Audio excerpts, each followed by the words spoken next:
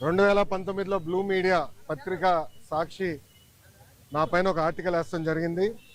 దాంట్లో ప్రధానంగా నేను మంత్రిగా ఉన్నప్పుడు విశాఖపట్నానికి అనేక సార్లు వచ్చాను.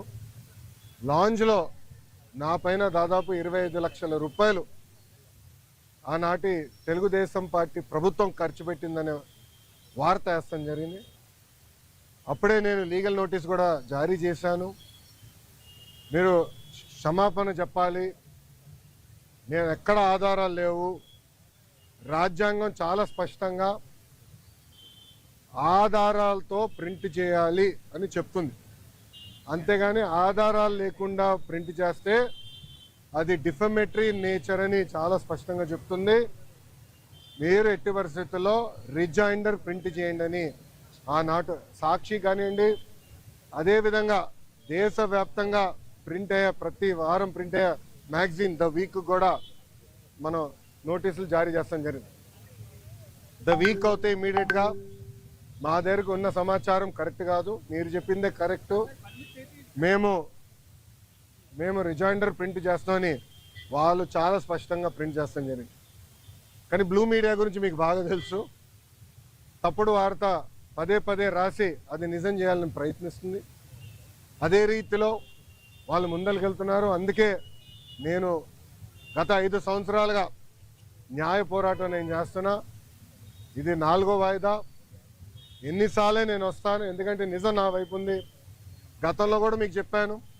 ఈ రోజు కూడా మంత్రి హోదాలో నేను వచ్చినప్పుడు పార్టీ ఆఫీసులో బస్సులో పడుకొని సొంత భోజనం నేను తింటున్నా తప్ప ప్రభుత్వం దగ్గర నుంచి కనీసం ఒక్క వాటర్ బాటిల్ కూడా నేను తీసుకోవట్లేదు.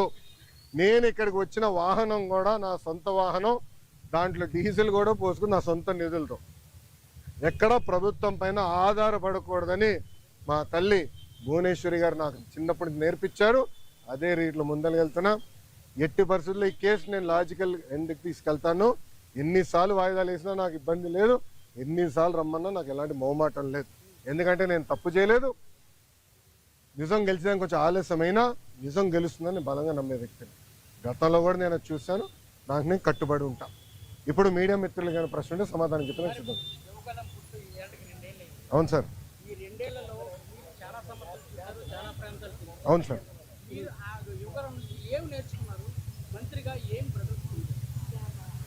అన్న, నేను స్టాన్ఫర్డ్లో ఎంబీఏ చేశా.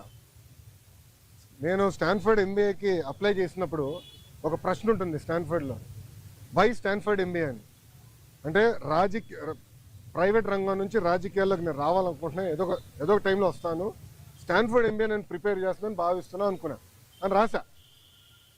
కానీ అక్కడికి వెళ్ళి చదువుకున్నారు, నాకు అర్థమైందంటే స్టాన్ఫర్డ్ ఎంబీఏ బిజినెస్కి మంచిది అని. పాదయాత్ర రాజకీయాల్లో ఒక ఎంబీఏ లాంటిది. ఎందుకంటే ప్రజలకి దగ్గర ఉంటాం, నిరంతరం ప్రజల సమస్యలు తెలుసుకునేవాడిని. సో ఇప్పుడు ఎవరన్నా నాకు అర్జీ ఇచ్చినా, నన్ను ఎవరన్నా కలిసినా, ఒక మెసేజ్ నాకు వచ్చినా, తన వెనకాల ఎంత కష్టం ఉందో నాకు ఇప్పుడు అర్థం చేసుకోగలుగుతాను. సో యువగలం పాదయాత్రలో కూడా నేను అనేక హామీలు ఇచ్చాను.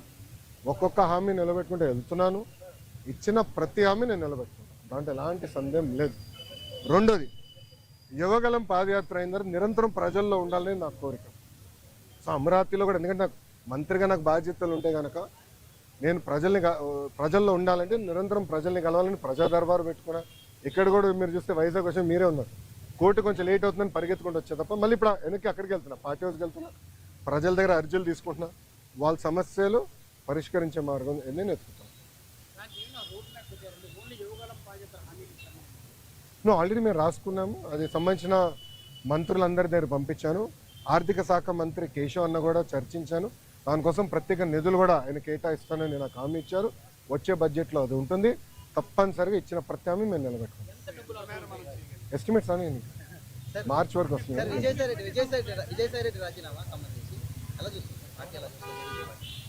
ఏ పార్టీ? వైకాపానా తెలుగుదేశం పార్టీ.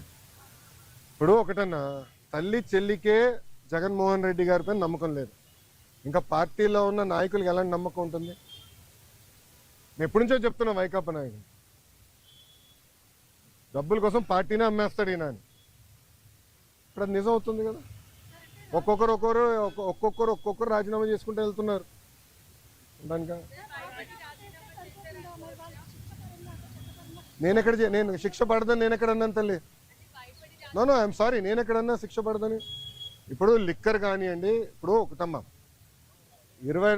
2019 నుంచి 24 వరకు మేము అందరం ప్రజల్లో ఉన్నాం.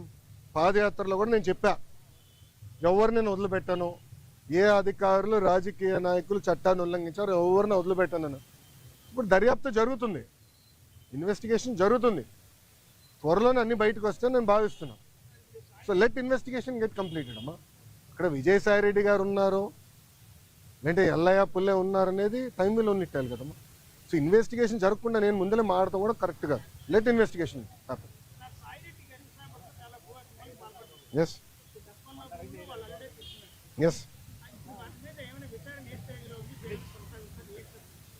మీరు కాకినాడ పోర్ట్ విషయం కూడా మీ అందరు తెలిసిన విషయమే.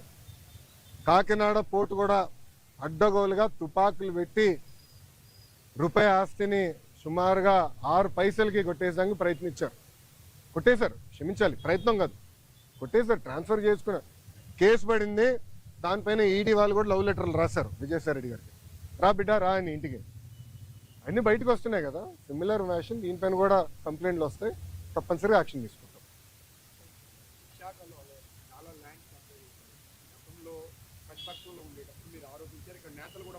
అవునండి.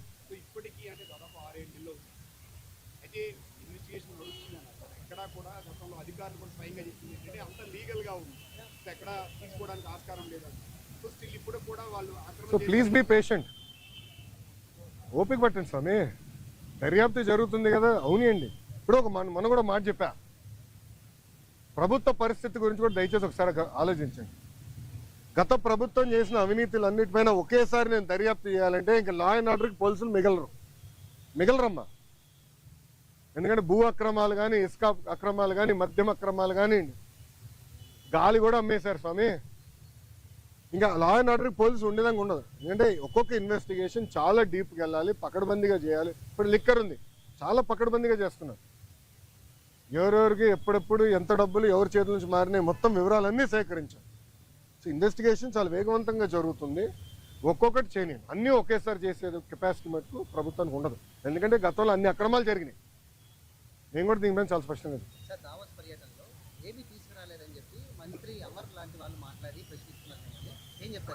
అరే కోడిగుడ్డుని నేను సూటిగా ప్రశ్నిస్తున్నా. మీరు మంత్రిగా ఉన్నప్పుడు మీరు ఏం తీసుకొచ్చారు ఆంధ్రాకి? ఏం తీసుకొచ్చారు చెప్పండి. ఇప్పుడు మేము మాకు ఇప్పుడే థ్యాంక్ యూ అన్న, 7 నెలల్లో 6,33,568 కోట్ల రూపాయలు పెట్టుబడులు తీసుకొచ్చాము. 4,10,125 మందికి ఉద్యోగాలు కల్పించే పరిశ్రమలు ఆంధ్ర రాష్ట్రానికి ఎన్డీఏ ప్రభుత్వం తీసుకొచ్చింది. అది గర్వకారణం. కాగ్నిసెంట్ గురించి కూడా నేను ట్వీట్ పెట్టా కదా, చూడలేదన్న ట్వీట్? ఎవరు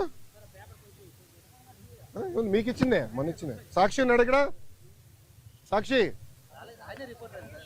రాలేదా? ఆయనే రిపోర్టరా? కేసు రాలేదా? సాక్షి ఎవరు లేడా? అరే ఆయనకి ఇద్దాం అనుకున్నానే కాగితం. ఇదన్నా చూడరా భయ్, కళ్ళు తెరువు అని అనుకున్నా. ఇప్పుడు మీరు చూడండి, బాబు గారి డావోస్కి దాదాపు 1997 నుంచి వెళ్తున్నారమ్మ. డావోస్కి వెళ్ళినప్పుడు ఎప్పుడు ఒప్పందాలు చేసుకోం. డావోస్ చర్చిస్తాం, ఇంట్రెస్ట్ ఎవరికి ఎలా ఉందో డిస్కస్ చేసి మళ్ళీ తిరిగి వచ్చిన తర్వాత ఒప్పందాలు చేసుకుంటాం. ఇప్పుడు దీంట్లో మీరు చూస్తే విచిత్రం, ఆసిల్లర్ మిత్తల్ది దీంట్లో ఒప్పందం లేదు. పైన అసలు ఆసిల్లర్ మిత్తల్ది 1,35,000 కోట్ల రూపాయలు పెట్టుబడి అనేది ఉంది. కానీ ఆసిల్లర్ మిత్తల్ది ఒప్పందం లేదు, ఎంఓయూ లేదు. మాకు ఎంఓయూ లేదు ఆసిల్లర్ మిత్తల్తో, మాకు ఎలాంటి ఎంఓయూ లేదు. ఎందుకంటే వాళ్ళు అన్నారు ఎంఓయూ ఎందుకు సార్, డైరెక్ట్ వర్క్కి వెళ్దాం అన్నారు. వాడు మమ్మల్ని తప్పబడతారా? ఇప్పుడు వాళ్ళకి మన మెటీరియల్ టైప్ చేసాం ఎన్ఎండిసి నుంచి, ఎన్వైరన్మెంటల్ క్లియరెన్సెస్ మేము కోఆర్డినేట్ చేస్తాం. వాళ్ళు భూమి ఎత్తికి కూడా భూమి కేటాయింపులు కూడా పూర్తి చేస్తాం. 6-7 నెలల్లో పనులు ప్రారంభించాల లక్ష్యంతో మేము పనిచేస్తున్నాం. ఎన్నికలకు వెళ్ళే లోపల ఫస్ట్ ప్రొడక్షన్ అవ్వాలనేది మేము చేస్తున్నాం. అది కూడా మమ్మల్ని తప్పబడతారా?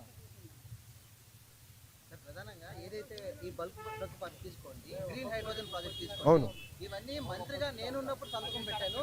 ఇది టీడీపీ ఎందుకు క్రెడిట్ తీసుకుంటుందంటూ కూడా మాట్లాడుతున్నారు. ఏం సంతకం పెట్టాడు?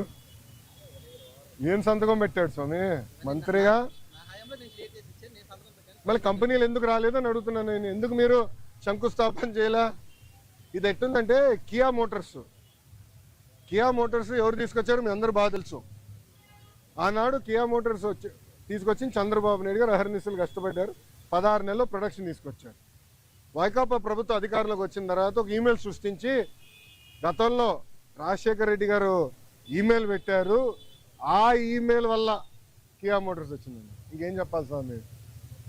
టీసీఎస్ కూడా క్రెడిట్ తీసుకున్నారు, మీరు చూసారో లేదో. టీసీఎస్ కూడా క్రెడిట్ తీసుకోవడానికి ప్రయత్నించారు. మేము తీసుకొచ్చి నేను వెళ్ళి చంద్ర గారితో మాట్లాడి ఆయన ఆఫీస్కి వెళ్ళాను స్వామి. ఆయనతో 45 నిమిషాలు 1-on-1 నేను మీటింగ్ పెట్టుకున్నాను. తర్వాత నా అదృష్టం ఏంటంటే చంద్ర గారు వాళ్ళు మొత్తం మేనేజ్మెంట్ ఇంపార్టెంట్ లీడర్స్ అందరిని పిలిచి నాతో మీటింగ్ పెట్టించారు తెలుసా. అక్కడ క్లీన్ చేసాం మేము. ఇది తాజ్ హోటల్స్ కానివ్వండి, టీసీఎస్ కానివ్వండి, రెన్యూవబుల్ ఎనర్జీ కానివ్వండి, అన్నీ. ఇప్పుడు మీరందరూ ఒకటి గుర్తుపెట్టుకోవాలి. మీరందరూ ఒక ప్రశ్న అడిగారు, మహారాష్ట్రకి కన్సిస్టెన్సీ ఇన్ గవర్నమెంట్ అంటే ఒకే ప్రభుత్వం మళ్ళీ మళ్ళీ వచ్చేగల ఏమవుతుందంటే అక్కడున్న పెట్టుబడులు పెట్టే వాళ్ళకి కాన్ఫిడెన్స్. డావోస్లో ఒక పారిశ్రామికవేత్త నేను కలిసాను, మన ఆంధ్ర రాష్ట్రంలో పెట్టుబడి పెట్టాడని.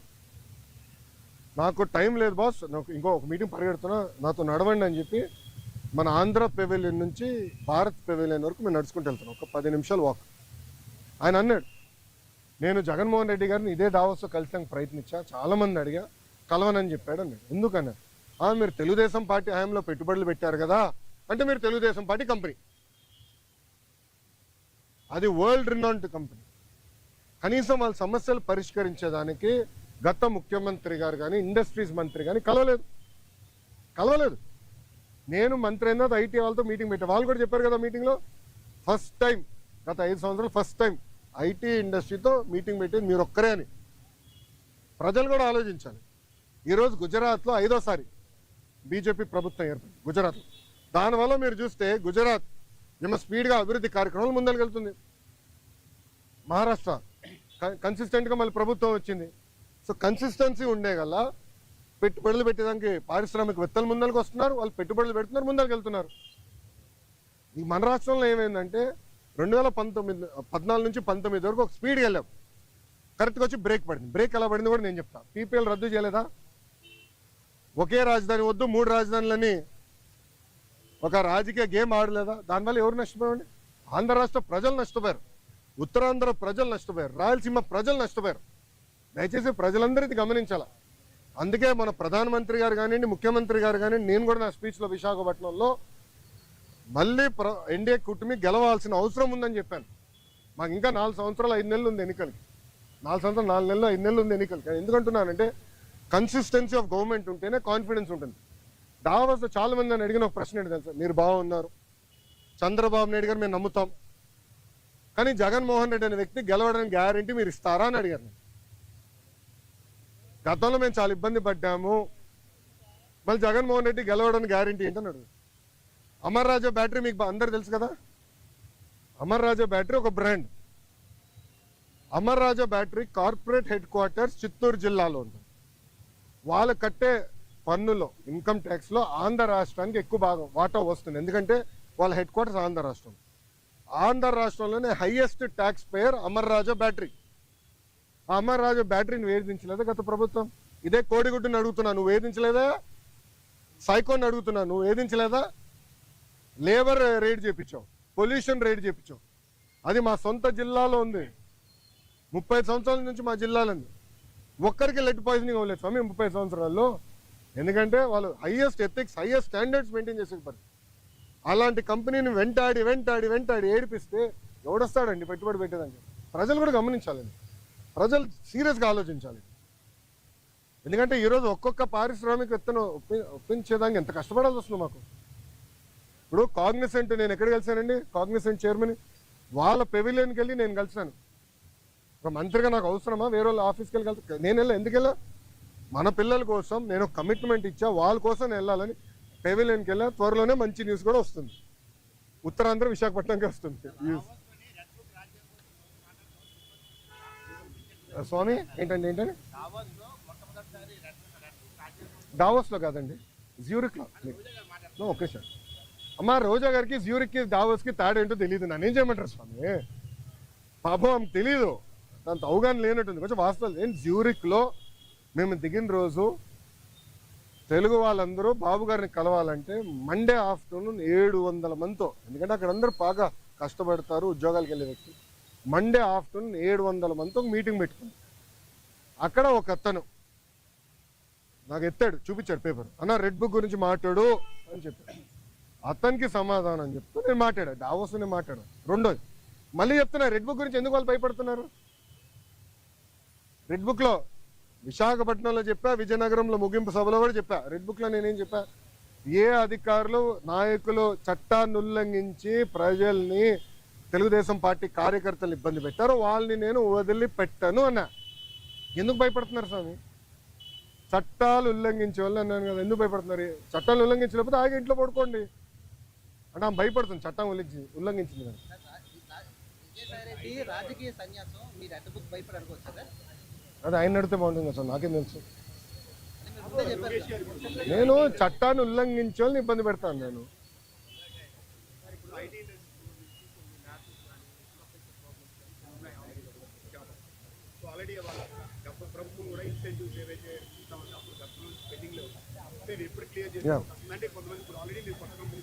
ఎస్ ఎస్ అన్న, ఇప్పుడు నేను ఆల్రెడీ వాళ్ళందరితో టచ్లో ఉన్నా. వాళ్ళు అడిగిన బేసిక్ కమ్యూనిటీస్, ఇప్పుడు బస్ అడిగారు, స్ట్రీట్ లైటింగ్ అడిగారు, ఆ బేసిక్. దాని తర్వాత రాత్రి మన మొబైల్ పోలీస్ యూనిట్ ఉంటే బాగుంటుంది అన్నారు. అవన్నీ మనం ఏర్పాటు చేసాం. ఇన్సెంటివ్స్ విషయంలో కూడా నేను కేశవంతో మాట్లాడి త్వరలోనే అది రిలీజ్ చేస్తాను, నాకు సందేహం లేదు. కొత్త కంపెనీస్ ఆల్రెడీ ఇప్పుడు టీసీఎస్, ఇది ఓపెన్ బుక్, పెద్ద విషయం లేదు, రెడ్ బుక్ కాదు, ఓపెన్ బుక్ కూడా మేము. గ్రేనంటే చాలా స్పష్టంగా వాళ్ళు ఆల్రెడీ భూముల కోసం కూడా వెతుకుతున్నారు.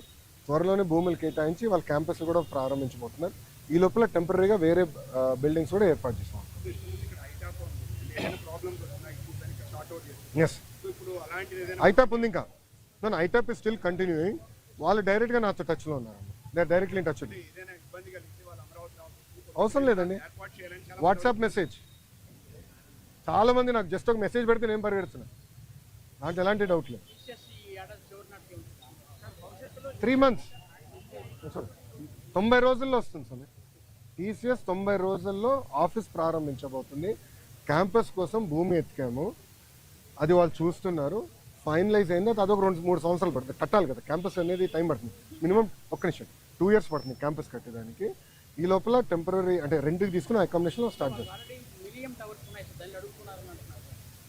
మళ్ళీ నన్ను అడుగుతూ ఏంటి స్వామి, అంత న్యూస్ మీ దగ్గర ఉంటే? అవును, మీకే నాకని బాగా తెలుసు, మళ్ళీ మీరే వాళ్ళు అది టెక్నికల్గా నేను చెప్పకూడదు స్వామి. ఎన్డీఏలో ఉన్నాను, నాన్ డిస్క్లోజర్ అగ్రిమెంట్ సైన్ చేశాను నేను చెప్పకూడదు.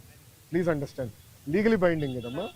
మళ్ళీ నేను ఇదే కోర్టుకి రావాలి, ఓకే? అది నేను ఎందుకంటే అది ఎన్డీఏలో ఉన్నాం కనుక అయిందా మా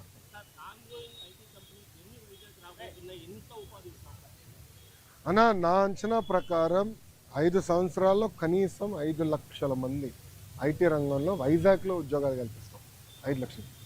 ఎందుకంటే నేను ఓపెన్గా చెప్తున్నా, 2014 నుంచి 2014 నుంచి 19 వరకు ఒక రెసిస్టెన్స్ ఉండే, ఎందుకో కానీ నేను ఎంత ట్రై చేసినా అంత ఈజీగా వచ్చేవారు కాదు. కానీ ఈసారి చాలా పాజిటివ్గా రెస్పాండ్ అవుతున్నారు. లేదు చేయాలి, ఆంధ్ర రాష్ట్రంలో మేము అనుకున్నంత స్థాయిలో మేము ఈనాడు పెట్టుబడులు పెట్టలేదని విప్రో, ఇంక్లూడింగ్ విప్రో రిషబ్ ప్రేమ్జీతో కూడా నేను మాట్లాడాను, వాళ్ళతో కూడా డిస్కషన్ చేశాను.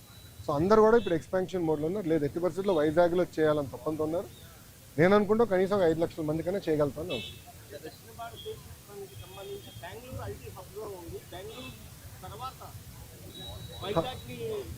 బెంగళూరు తర్వాత హైదరాబాదే స్వామి.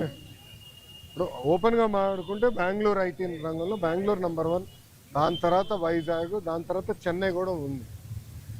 మన ప్రభుత్వ ఆలోచన ఏంటంటే ఇప్పుడు ఐటీ రంగంలో కొత్తవి వచ్చినాయి. ఇప్పుడు డీప్ టెక్నాలజీ, మనకి బిగ్ డేటా, మనకి ఆర్టిఫిషియల్ ఇంటెలిజెన్స్ ఇవన్నీ వచ్చినాయి.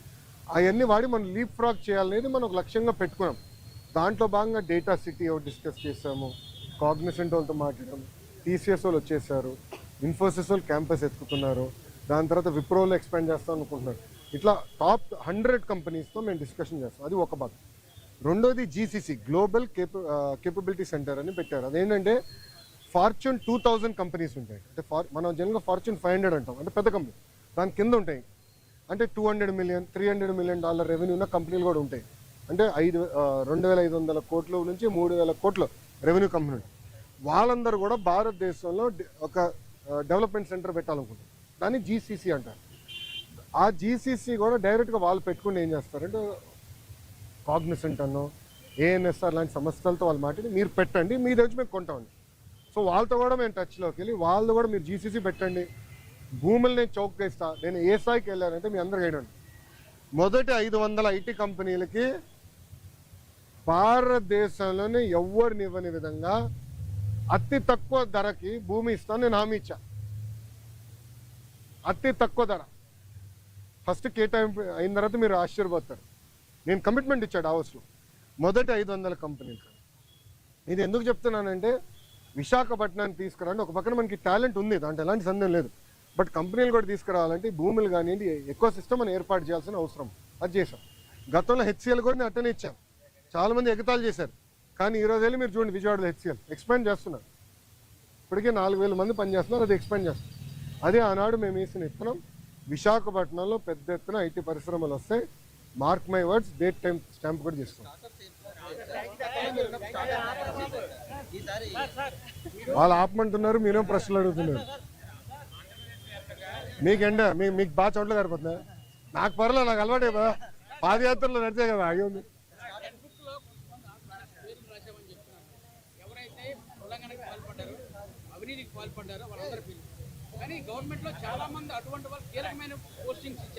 ఎవరికి ఇచ్చామండి కీలకమైన పోస్టింగ్? ఎవరికి ఇచ్చాం స్వామి? మీరు చూస్తే చాలా మంది IAS officers waiting for posting. వినండి కొంచెం, నేను పూర్తి చేయండి. చాలా మంది ఐపీఎస్ ఆఫీసర్స్ కూడా వెయిటింగ్ ఫర్ పోస్టింగ్. ఆల్రెడీ కేసులు కూడా పెట్టాము, ఇన్వెస్టిగేషన్ జరుగుతున్నాయి. రానియండి, 1 by 1 చేయనియండి సార్. మీ గో సిస్టమేటిక్. ఇది కక్ష సాధింపు కాదు, చట్టం ప్రకారం నేను వెళ్ళాలి. Let me do my duty అమ్మా.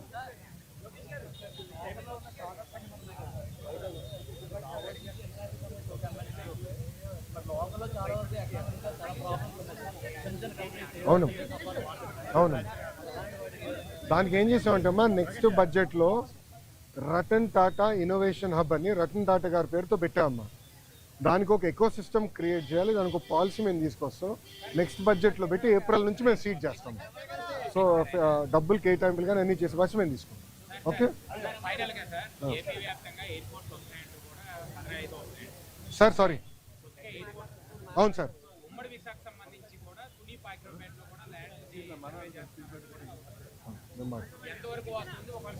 మంచి పాయింట్, నేను మాట్లాడతాను సార్.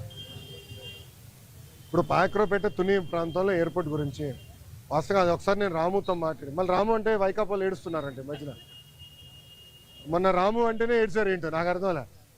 రాముని రాము కాకపోతే ఏమనాలి? రాముడు మంచి బాలుడు అనాలా ఏంటి? సో రాముతో నేను మాట్లాడి వెల్కమ్ బ్యాక్ అమ్మా, కొంచెం టైం లేదు. అది కాదు విచిత్రం అంటే చెప్తాను. ఈరోజు మీరు ఎవరు విశాఖ స్టీల్ ప్లాంట్ గురించి అడగల. మొన్నటి వరకు ఒక్క నిమిషం ఆగండి అమ్మా, ఒక్క నిమిషం ఆగండి. మీడియా మిత్రుల్లో ఎప్పుడు అడిగినా విశాఖ స్టీల్ ప్లాంట్ అని ఫస్ట్ బుల్లెట్ నాలో దింపేవారు. నేను ఆనాడు ఏం చెప్పాను? ప్రైవేటీకరణ జరగనీయము, అవ్వదు, మార్క్ మై వర్డ్స్ అని చెప్పా. ఈరోజు కట్టుబడి ఉన్నా స్వామి, మేము కట్టుబడి ఉన్నాం. ఎన్డీఏ ప్రభుత్వం ప్రజల దయవల, ఇదేదో మేము మా గొప్పతనం కాదు, ప్రజలు అద్భుతమైన మ్యాండేట్ ఎన్డీఏకి ఇచ్చింది కనుక ఈరోజు మేము మాట్లాడగలుగుతున్నాం. భారతదేశంలో అనేక ఉక్కు ఫ్యాక్టరీలు ప్రైవేటీకరణ జరుగుతుంటే కేవలం ఒక విశాఖ ఉక్కు కాపాడుకోగలం. దానికి కారణం మీరు ప్రజలు మాకు ఇచ్చిన మ్యాండేట్. 7 నెలల్లో స్టెబిలిటీ కోసం సుమారుగా 1300 నుంచి 1600 కోట్ల రూపాయలు స్టెబిలిటీ కోసం తీసుకొచ్చాం. ఇప్పుడు 11,000 కోట్ల రూపాయలు కేంద్ర ప్రభుత్వం నిధులు తీసుకొచ్చాం. ఆంధ్ర రాష్ట్ర ప్రభుత్వంగా సుమారుగా 2,500 కోట్లు వేస్తున్నాం. ఇది by way of water, by way of power stability ఇచ్చడం. సో ఉక్కు ఫ్యాక్టరీలో ఉన్న ఉద్యోగస్తులను కూడా కోరేది ఏంటంటే, ఇది రెండోసారి మన కేంద్ర ప్రభుత్వం బెయిలౌట్ ఇస్తుంది. మొదటిసారి ఇట్లనే ఎన్డీఏ ప్రభుత్వంలో తెలుగుదేశం పార్టీ భాగస్వామి అయినప్పుడు ఆనాటి ప్రధానమంత్రి వాజ్పేయి గారు సుమారుగా 13,000 కోట్లు ఇచ్చారు, 1,300 కోట్లు ఇచ్చారు. ఇప్పుడు 11,000 కోట్ల రూపాయలు ఇస్తున్నారు. ఇదంతా మనం దేశం కోసం మరి తిరిగి ఇవ్వాల్సిన బాధ్యత మనది. ఇదంతా ఎక్విటీ రూపంలో వస్తుంది, అప్పు కింద కాదు, మొత్తం ఎక్విటీ రూపంలో వస్తుంది.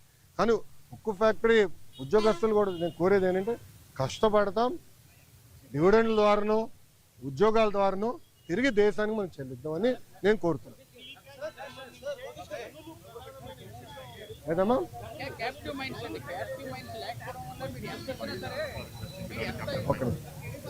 ఒక్క నిమిషం. I'm sorry, that is the wrong argument. ఈరోజు ఆర్సిలర్ మిత్తల్ క్యాప్టివ్ మైన్ లేకుండా ఇన్వెస్ట్ చేస్తుంది. ఎన్ఎండిసితో టైఅప్ అయ్యి క్యాప్టివ్ మైన్ లేకుండా వాళ్ళు ఇన్వెస్ట్ చేస్తున్నారు కదా. వాళ్ళు 14 మిలియన్ మెట్రిక్ టన్ ప్లాంట్ వాళ్ళు ఇన్వెస్ట్ చేస్తున్నారు 2 దశల్లో. సో అది కావాలని ఇన్ఎఫిషియన్సీని దాంట్లోకి దోస్తున్నారు. మీరు ఉద్యోగస్తులు అడగండి, కొంతమంది సీఈఓలుగా వచ్చిన వాళ్ళ వల్ల ఇవన్నీ ఇబ్బందులు వచ్చినాయి. పకడ్బందీగా ఏర్పాటు చేయాలి. అది నిర్మలా సీతారామన్ గారితో కూడా చంద్రబాబు నాయుడు గారు మొన్న ఢిల్లీలో మాట్లాడారు. మీరు చూస్తారు కదా, విశాఖని సెట్ చేస్తాం, highest profit making iron steel factory చేసే బాధ్యత మేము తీసుకుంటాం.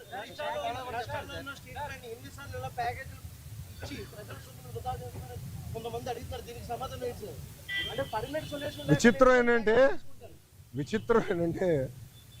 చేయకపోతే ఏమో ప్రైవేటీకరణ అని మీరే అడుగుతారు, ఇస్తే ఏమో ప్రజల డబ్బు వృధా చేస్తాను అన్న. ఒక మాట, విశాఖ ఉక్కుకి చాలా ఎమోషనల్ అటాచ్మెంట్ ఉంది ఆంధ్ర రాష్ట్ర ప్రజలకు. ఆనాడు విశాఖ ఉక్కు ఆంధ్రుల హక్కు అని ఎంతోమంది త్యాగాలతో విశాఖ ఉక్కు ఏర్పడింది.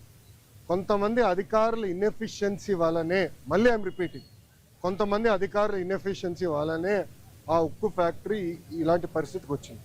లేదంటే it is one of the highest profit making. విశాఖకున్న టెక్నాలజీ కూడా అద్భుతమైన టెక్నాలజీ అన్న. నేను హైదరాబాద్లో ఇల్లు కట్టుకున్నప్పుడు విశాఖ స్టీలే వాడా.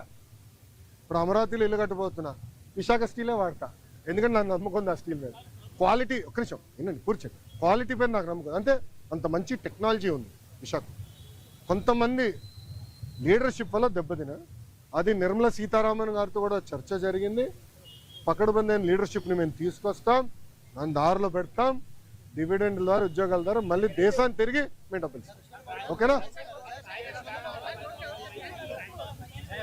పాపం మీ వాళ్ళకి చోట్ల గారిపోతున్నాయి. ఒక్క నిమిషం, మళ్ళీ సమాధానం చెప్పొద్దే పారిపోయిన మీరే రాస్తారు. బాగండి, చెప్పండి సార్.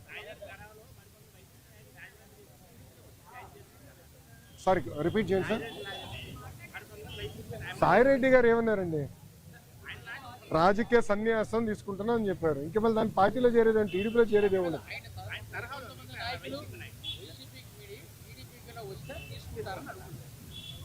అది case by case we will decide. ఎందుకంటే మా కార్యకర్తలను ఇబ్బంది పెట్టడం నేను ఎందుకు తీసుకుంటా? మా కార్యకర్తల పైన కేసులు పెట్టడం ఎందుకు తీసుకుంటా? అరే నా పైన కూడా కేసులు ఉన్నాయి స్వామి. ఎస్సీ ఎస్టీ కేసు ఉంది నా పైన, అటెంప్ట్ మర్డర్ కేసు ఉంది. అవన్నీ ఇప్పుడు జరుగుతున్నాయి కదా సార్.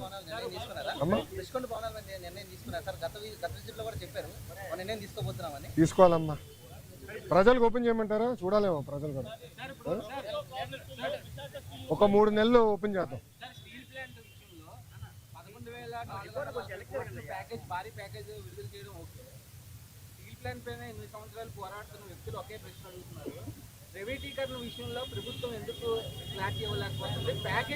స్వామి ఒక్క నిమిషం, ఇంకా ఎన్నిసార్లు చెప్పాలి స్వామి? ఐఎమ్ సారీ, ఒక్క నిమిషం. చంద్రబాబు నాయుడు గారు చెప్పారు, కుమారస్వామి గారు చెప్పారు, నేను చెప్పా, ఇంకెంతమంది చెప్పాలి స్వామి? ఇంకెంత హామీ ఇవ్వాలి? అరే ప్రైవేటీకరణ జరగదని చెప్తే మళ్ళీ ఇంకా డౌట్ ఏంటి స్వామి? ఒక్క నిమిషం, మీరు ఏ మీడియా స్వామి? ఒక్క నిమిషం, మీరు కొంచెం చదవాలి స్వామి. ప్రైవేటీకరణ జరగదని చెప్పిన తర్వాత ఇంకేం డౌట్ స్వామి? నేను స్ట్రైట్ క్వశ్చన్ మిమ్మల్ని అడుగుతున్నా. ప్రైవేటీకరణ జరగదని నేను హామీ ఇచ్చా, నిధులు తీసుకొచ్చాం, క్యాపిటేషన్ చేసాం, ఇంకేం హామీ ఇవ్వాలి నీకు? బాండ్ పేపర్ రాసేవాళ్ళ? ఒక నిమిషం, బాండ్ పేపర్ రాసేవాళ్ళ నీకు? అరే అందరు జగన్ లాగా ఉండరు, గుర్తుపెట్టుకో. ఏం స్వామి మీరు కూడా అటు మాడితే? అది కాదు, అడిగేదాన్ని కూడా ఒక అర్థం ఉండాలి సార్. ఒక్క నిమిషం, మీడియా మిత్రులు కూడా మీరు ఆలోచించండి. ఈ ప్రశ్నకి ఏమైనా అర్థం ఉందా? ఇప్పుడు నేను ప్రైవేటీకరణ జరగనీయనని నేను హామీ ఇచ్చా. 7 నెలల్లో ఎంపీ గారు పోరాటం వల్ల, ఎమ్మెల్యేల పోరాటం వల్ల 1600 కోట్ల రూపాయలు తీసుకొచ్చాం. భారతదేశం వ్యాప్తంగా అన్ని ఉక్కు ఫ్యాక్టరీలు ప్రైవేటీకరణ జరిగే సమయంలో విశాఖ ఉక్కుకే, కేవలం విశాఖ ఉక్కుకే 11,000 కోట్ల రూపాయలు ఎక్విటీ రూపంలో, నాట్ డెట్, ఎక్విటీ రూపంలో కేంద్ర ప్రభుత్వం తీసుకొస్తుంది. రాష్ట్ర ప్రభుత్వం కూడా సుమారుగా 2,000 పైచిలుక కోట్ల రూపాయలు ఎక్విటీ రూపంలో తీసుకొస్తుంది. మళ్ళీ ప్రైవేటీకరణ అడుగుతాడు. ఈయన నాకే అర్థం అవుతుంది. నీకు ఎట్ట సమాధానం చెప్పాలి రప్ప, మీరే చెప్పండి, నాకు అర్థం.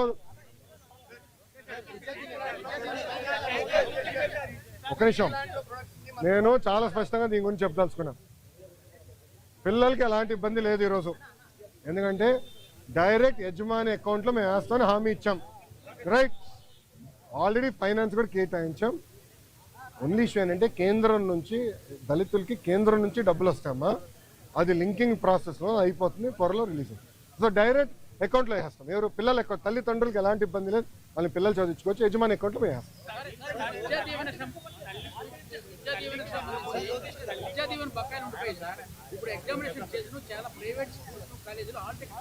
ఒక నిమిషం, ఎవరు ఇవ్వట్లేదు నాకు చెప్పండి, కఠినంగా యాక్షన్ తీసుకుంటా. ఒక నిమిషం, నేను యాక్షన్ తీసుకుంటా. ఒక నిమిషం, నేను యాక్షన్ తీసుకుంటా. ఒక నిమిషం అమ్మా, నేను పూర్తి చేయనండి సార్, ఆగండి సార్. సార్ మీరు వినండి. మేము కలెక్టర్ గారికి క్లియర్గా చెప్పాము, ఆల్ మేనేజ్మెంట్స్తో మాట్లాడమని చెప్పాము. ఎవరినట్టు చేస్తే కఠినంగా మేము యాక్షన్ తీసుకుంటాం, దాంట్లో ఎలాంటి సందేహం లేదు. పిల్లలు ఆగే ఎగ్జామ్ రాసుకోవచ్చు, డైరెక్ట్గా కాలేజ్ అకౌంట్లో డబ్బులు వేసే బాధ్యత మాది. ఓకేనా? ఇప్పుడు ఒక నిమిషం, గత ప్రభుత్వం, ఒక నిమిషం చప్పట్లు కొట్టే మనలో, గత ప్రభుత్వం సుమారుగా 3,000 కోట్ల రూపాయలు బకాయిలు పెట్టిపోయింది. ఎందుకు పెట్టారో వాళ్ళని అడగండి, కోడిగుడ్డుని అడగండి ఒకసారి, ఎందుకు బకాయిలు పెట్టిపోయినాడు. 3,000 కోట్ల రూపాయలు మేము కట్టాల్సిన అవసరం, కడతాం, టైం పడుతుంది. ఇంకా ముందర ఇయర్ రెగ్యులరైజ్ చేయాలి, బకాయిలు కూడా ఫేజ్డ్ మేనర్గా మేము చెల్లిస్తాం. ఓకేమా?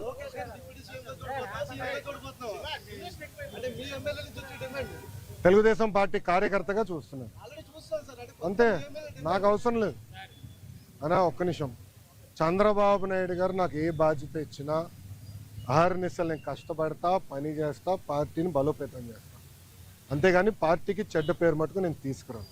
మీరు చూసారు, పాదయాత్రకి వెళ్ళా, నా వల్ల పార్టీకి ఏనాడు ఒక ఇబ్బంది కలగదు. నేను ఒక క్రమశిక్షణతో పార్టీ నాకు ఇచ్చిన ప్రతి బాధ్యత నేను నెరవేరుస్తాను, కట్టుబడి ఉన్నా. కొత్త కమిటీల్లో నేను కూడా ఒక చర్చ చేస్తున్నా, రేపు పాలిట్ బ్యూరోలో డిస్కస్ చేస్తున్నా. ఒక వ్యక్తి ఒక పదవిలో 3 టర్ముల కన్నా ఎక్కువ ఉండకూడదు, నేను వ్యక్తిగతంగా నమ్ముతాను. అది నా వ్యక్తిగత అభిప్రాయం, పార్టీ అభిప్రాయం కాదు, నాయకుల అభిప్రాయం కాదు, నా అభిప్రాయం, లోకేష్గా నా అభిప్రాయం. నేను కూడా ఈసారి నేషనల్ జనరల్ సెక్రటరీగా ఉండకూడదని నేను భావిస్తాను. ఎందుకంటే 3 టర్ములు నేను అక్కడనే ఉంటున్నాను, వేరే వాళ్ళు కూడా అవకాశం ఉన్నారు. గ్రామ పార్టీ నుంచి పార్టీలో మూవ్మెంట్ పాలిట్ బ్యూరో వరకు రావాలనేది నా లక్ష్యం, నా ఆలోచన. రైట్ ఆర్ రాంగ్ అది పెద్దలు నిర్ణయిస్తారు, నా ఆలోచన అది. అందుకే ఈసారి నేను కానీ రాము కానీ, మళ్ళీ రాము అంటే ఏడుస్తారు వైకాపా వాళ్ళు. ఎందుకు ఏడుస్తారు నాకు తెలీదు. రాము ఏమో నన్ను అన్నంటాడు, నేనేమో రాము అంటాను, ఇద్దరే. సో రాము కూడా, మొన్న రాము నేను కూడా మాడుకున్నాం, దావోస్లో కూడా లంచ్ చేస్తుంటే మేము మాడుకున్నాం. సో రాము కూడా ఏదన్నా నేను కూడా వేరే దానికి వెళ్దాం, వేరే వాళ్ళకి అవకాశం ఇద్దాం, పార్టీలో మూవ్మెంట్ రావాలని మేము అనుకుంటాం. ఓకే ఓకేమ్మా, థ్యాంక్ యూ. ఏంటన్నా